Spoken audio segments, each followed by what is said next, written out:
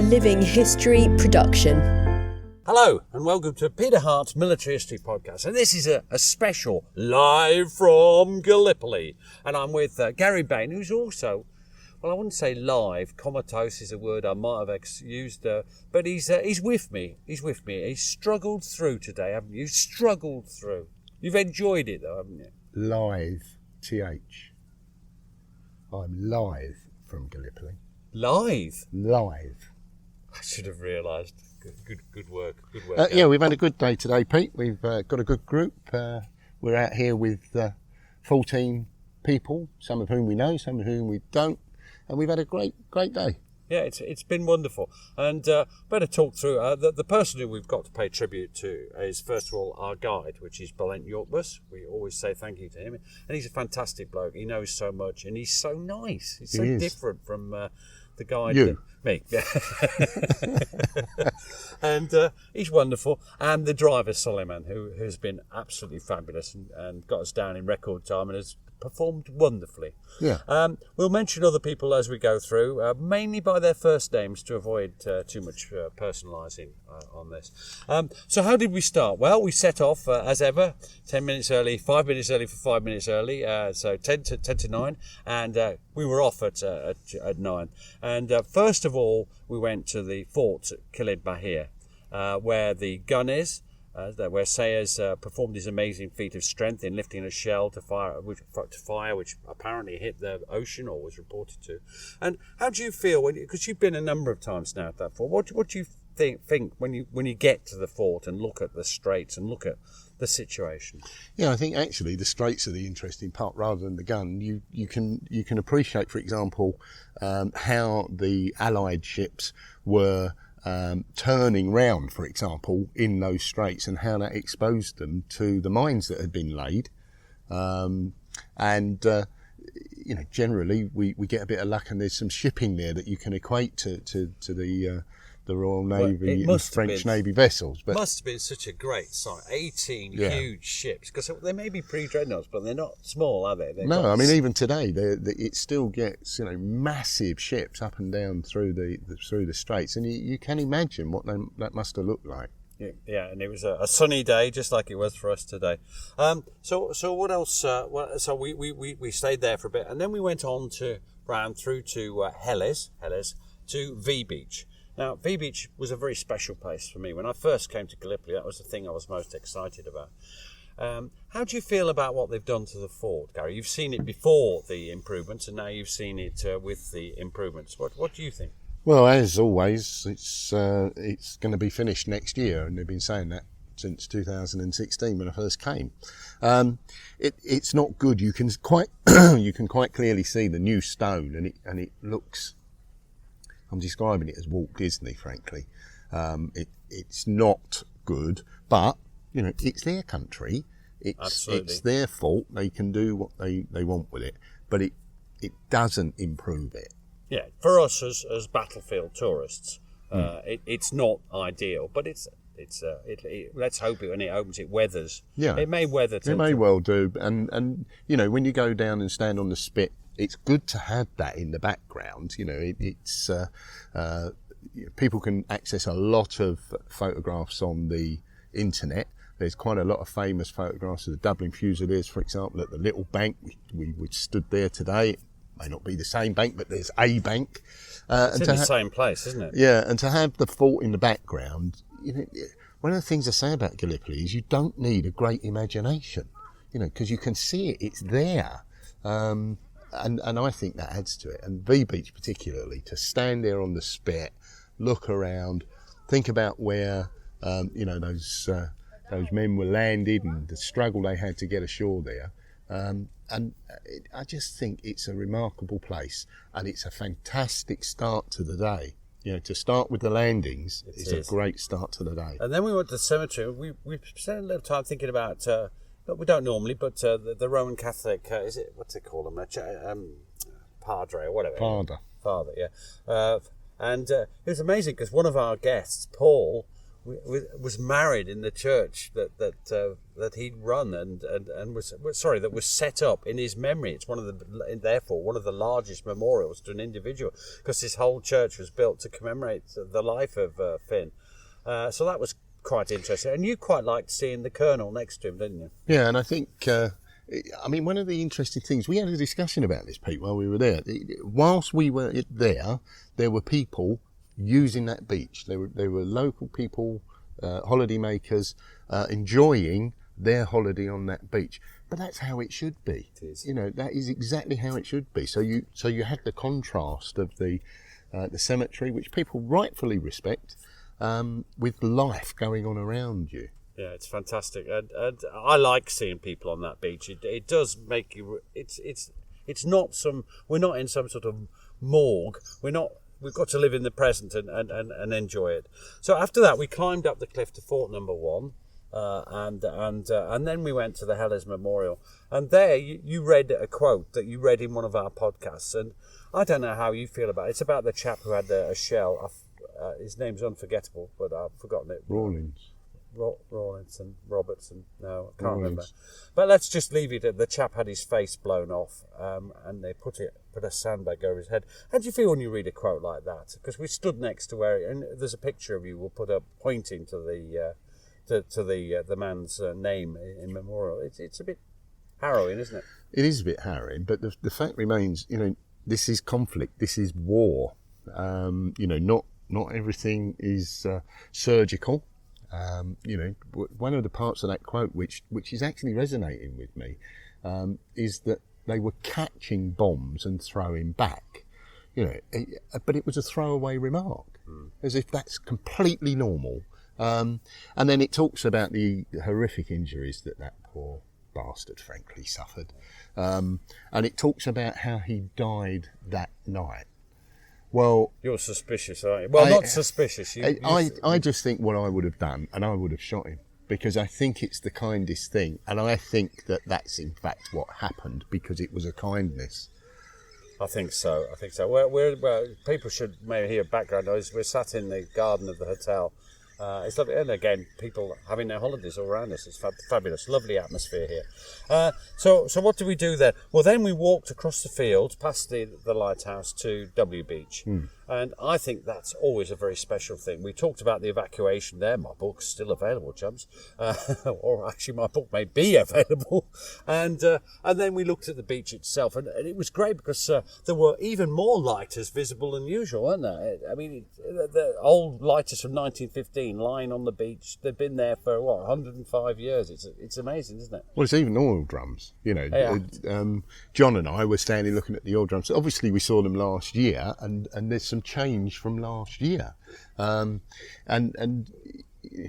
people refer to these things as rust and dust, don't they, on the Western Front? But there's nothing like this. You have the piers are clearly visible, the damage that they suffered, the lighters are there.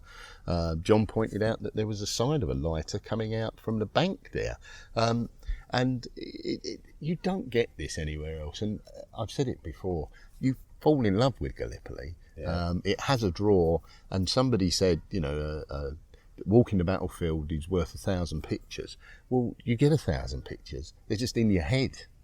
It's just incredible. It was great. And, you mentioned the evacuation, so completely out of sequence, Pete. Just bloody wandering on. You start banging on about the evacuation, We haven't even got to W Beach. But you're standing there, and you mentioned, that you'd been on a tour with an Afghan veteran who pointed out that, you were standing in the middle of a debris field, and pointed out the former cave, which is now a valley, where it came from. And I'd been there dozens of times and never seen it. That's because I'm not military. I'm not a veteran, and you're not a war veteran that would recognise that kind of thing. Not at all. It's not. So for me, that's always a special thing. And then after that, we had lunch there. Yes, we did. Yeah, we did on the beach. It was very pleasant. I mean, it's been a very hot day, so people were, keen to get in a bit of shade. So you had them have lunch on a beach. We had ice cream too. Yeah, not a lot of shade though, was there, Pete? To be fair, not a lot. And then we climbed up the side of the cliff and visited our favourite dugout, which is. a little bit dangerous, but as long as you're all in there, if it collapses, then of course there'll be no paperwork. No insurance claim. No insurance. Nobody to fill it out. And remembering our motto, the firm's motto, we'll be all right. It's unrepeatable. It is unrepeatable, our motto. That's, in fact, it's definitely unrepeatable. So then we looked at the reservoirs. I always like to see that because it's got the Royal Monmouth's insignia from August 1915. Yeah, and Dudley was very helpful there. He pointed out He likes to be called Duddle. Duddles, of course, yeah. He pointed out that it's the only royal, so it's the Royal Monmouthshire Royal Engineers. So, that was So good they named it twice. Yeah, and something you can trip over. But No.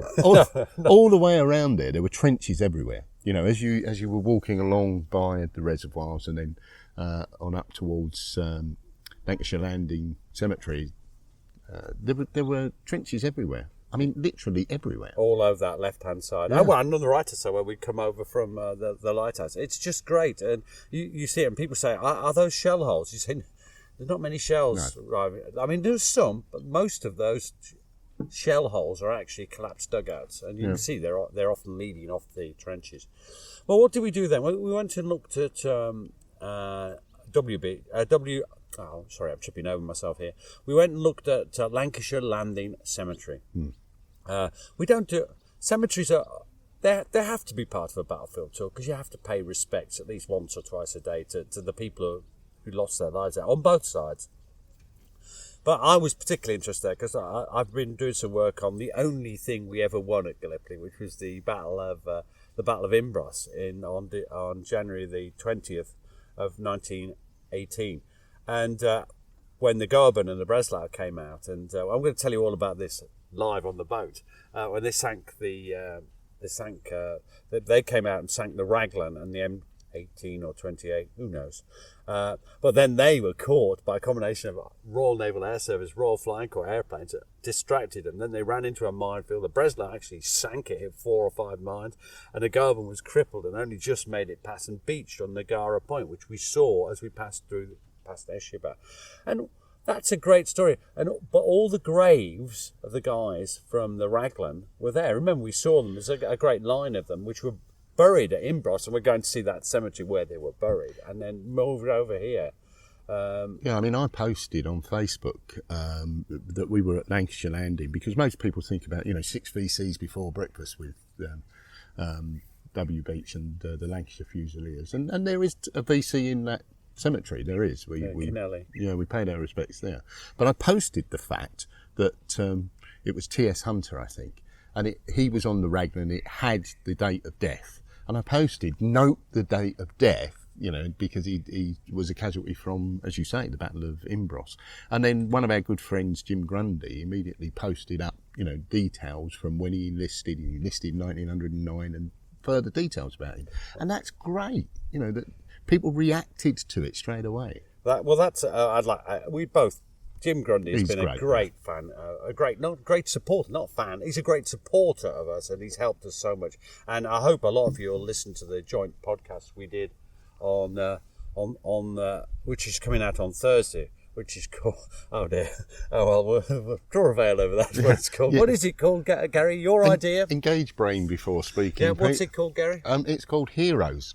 Heroes All. Oh yeah, Heroes All. And who named it that? I did. Yeah.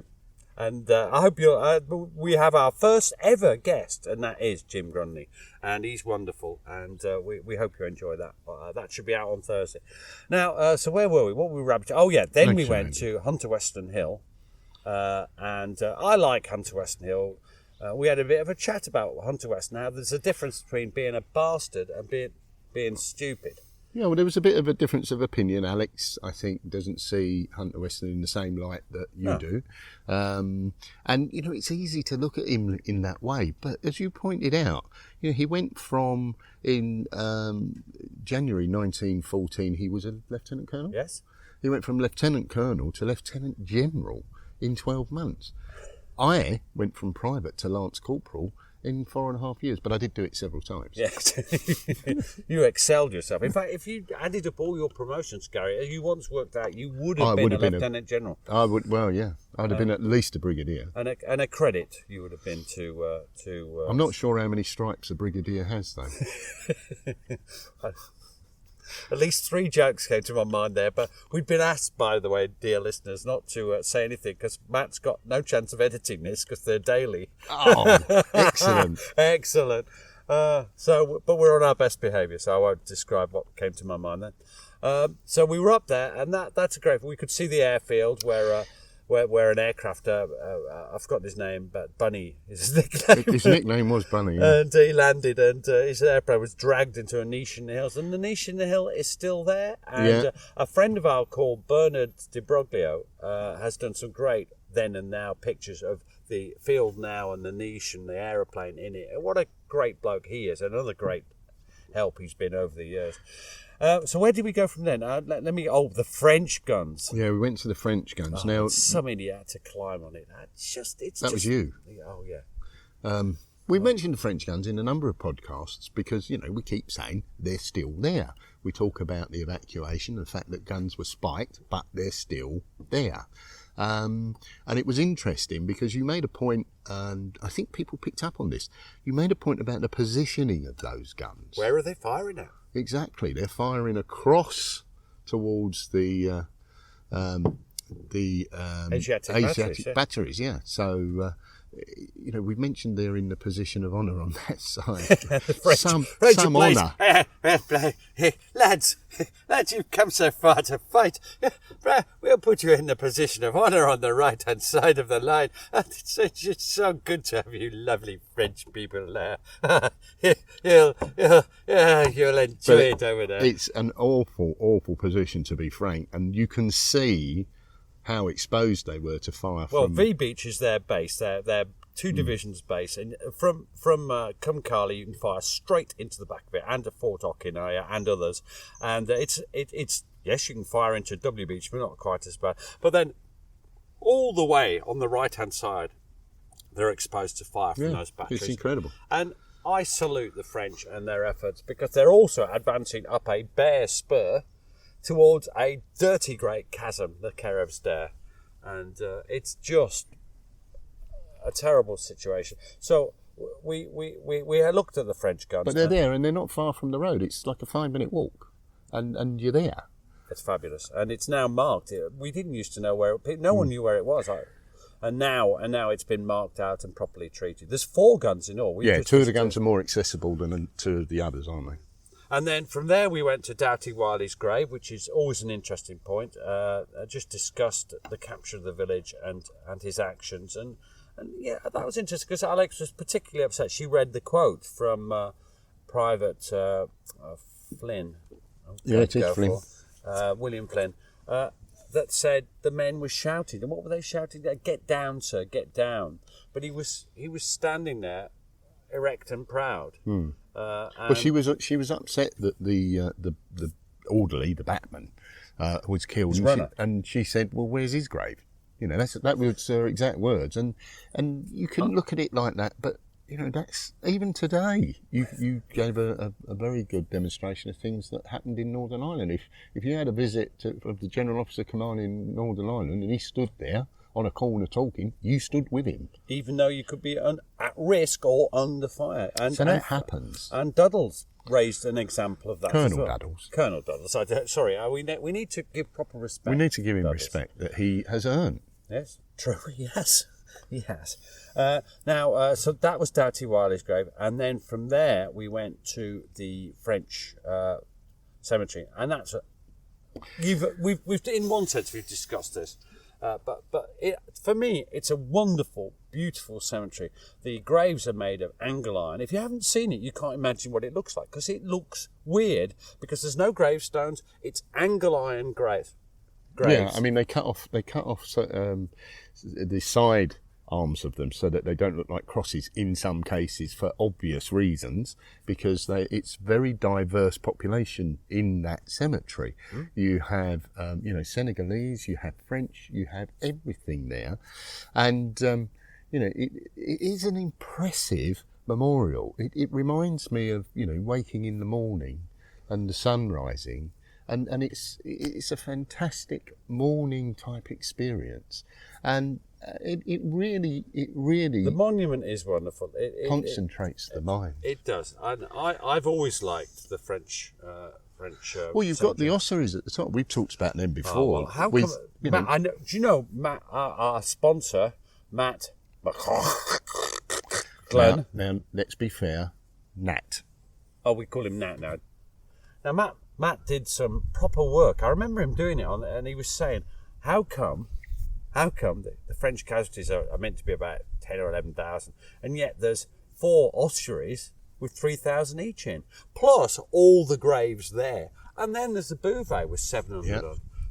So, and Matt couldn't make them add up, and I've never been able to make them add up, and I think there is some confusion. I mean, the overall figure of French casualties is given as 27,000. Now that may be right, but it just seems low that it's. But even so, and it's not a race, it's more than the Australians and New Zealanders put together, and this is quite. The French interested. suffered. The French suffered. Yeah, and it's. I take your point, because the 4 ossuaries are 12,000 on their own. Yeah, and it's just a bit puzzling, and I know Matt did some quite serious work on it and could never resolve it. The French, we had a bit of chat about how in some ways they're the most serious military force there, because they had the artillery and the ammunition. Whereas the British, some divisions had no artillery at all. None of them had enough ammunition, and it was just not that good. Well, even the Turks didn't have as much artillery ammunition as perhaps was necessary. Or good either. A lot of it didn't explode, which is not great. With it, I mean, if it hits you, it's hard luck. But if it doesn't hit you, you're probably all right. The French have got to be remembered, and increasingly people because Matt is keener to remember them, and we are, and I know Steve Chambers, another prominent Gallipoli guy. We're all keen to remember the French thing, the French role, and the French aren't that bothered themselves. And we had a little bit rather amusing account of why the French and the British not that bothered about Gallipoli, and it's fundamentally because we've had so many disasters that and it's not our first. Whereas for the Australians and New Zealanders, I think you've made this point before, it's their first real time under the cosh. And that's why it resonates, and there's this whole culture of mateship which they attribute to Gallipoli. I'm not sure that's actually the case, but it's how they feel. And we've tried to make this point before. You have to respect how nationalities feel about things. Yeah.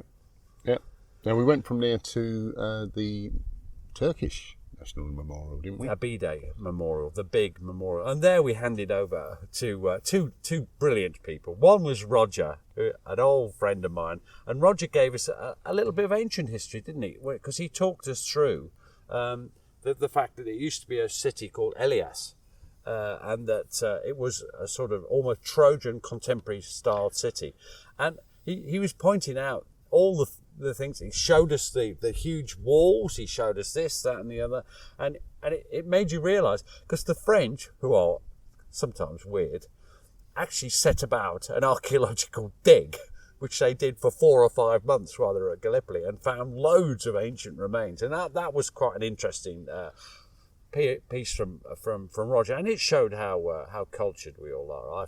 I felt. Well, what it does show is that if somewhere is strategically important, it is strategically important. So, we've said this before about the road to Waterloo, for example, on the Western Front. The cockpit of Europe. Exactly. You find that there's been conflict in these places repeatedly. Well, that's because it's strategically important. The Dardanelles are strategically important. So that was very interesting, and Roger, he does have an interest perhaps that we don't have in the old and decrepit, but he's getting on in age. He himself. is getting on, yeah. That's why he's probably got it. But actually, I've just realised he's 2 months younger than me.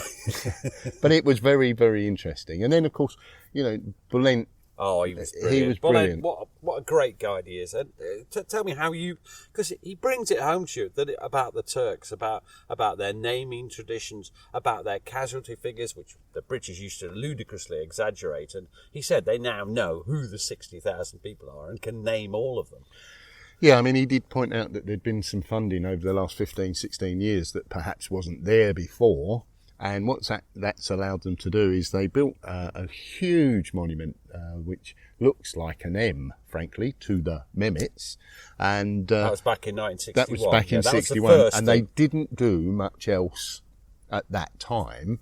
Well, now, you're quite right. Each of these individual memorials, because there aren't people buried there. They're not graves, are they? They're not graves. Symbolic, They're symbolic graves, and they have 40 names on each one. They're 20 either side. And explain the naming traditions. Bulent, son of Yorkmus, and Oglu. Oglu meaning son of. So, I suppose it's obvious, really. He pointed out that, lots of them had the same name. So there's lots of Mehmets, and so they would be Mehmet, son of Mehmet, for example. And this is the sort of thing you have to... I mean, when you come to a battlefield tour, you can't just look at it with one eye at one side. We can, because both of us got dodgy eyes. Yeah, we have got dodgy left eyes, in fact. So whatever goes on the left-hand side. Oh, no, it's my right eye. Oh, we should make a pair. Oh, well, we're a perfect pair. Yeah. But one of the things he did say is that this is Ataturk that's basically decided people will have surnames, and they could choose them. So, I did know from last year what Bulent's surname meant, but I thought I'd ask because it was interesting. And Bulent's surname, Yorkmus, means fearless. But there are people called Mehmet Tree and, Mehmet Rock, because they picked that. And a lot chose to have the family name that they'd always had and be son of. Sadly, we can't tell you what Alex suggested I should have been called, because that would... I can probably guess. Yes, it wasn't good. No.